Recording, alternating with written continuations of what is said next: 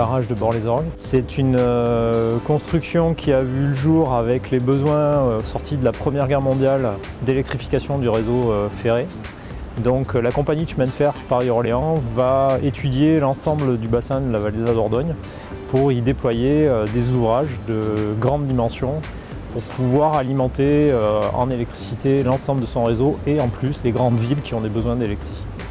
L'ouvrage a été débuté au milieu de la Seconde Guerre mondiale par des premières fouilles à partir des années 1942 et vraiment la partie développement de l'ouvrage, coulage des bétons, installation des machines pour produire l'électricité entre 45 et 51. 52, c'est les premiers mégawattheures qui sont produits par l'usine.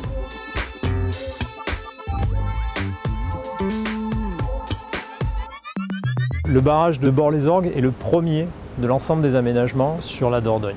Il a été construit ici car on est à un emplacement très intéressant pour les hydrauliciens car il y a une clé géologique, c'est-à-dire un rapprochement de rochers au niveau de la rivière qui fait qu'on va pouvoir installer ici un ouvrage en utilisant le minimum de matériaux et en ayant une capacité de retenue très importante.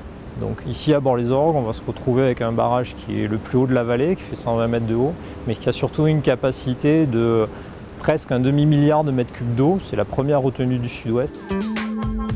Le barrage de Bort qui bloque une retenue de plus de 1000 hectares.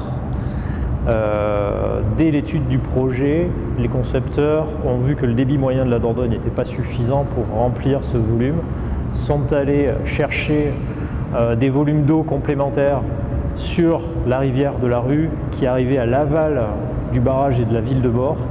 Et au travers d'un ouvrage et d'une galerie avec 2 conduites forcées, on ramène entre 40 et 50% du volume d'eau stocké annuellement à Bort-les-Orgues. On se situe dans une galerie d'amener aux galeries d'auscultation au sein du barrage de Bort-les-Orgues. Cette galerie d'amener nous permet d'aller faire de la surveillance de l'ouvrage, puisque l'ouvrage est surveillé à période précise, toutes les semaines, tous les 15 jours, tous les mois, nous avons différentes vérifications à faire sur différents outils. On va aller contrôler des pressions d'eau qui s'appliquent sur l'ouvrage, on va aller contrôler la verticalité de l'ouvrage et son mouvement dans le temps.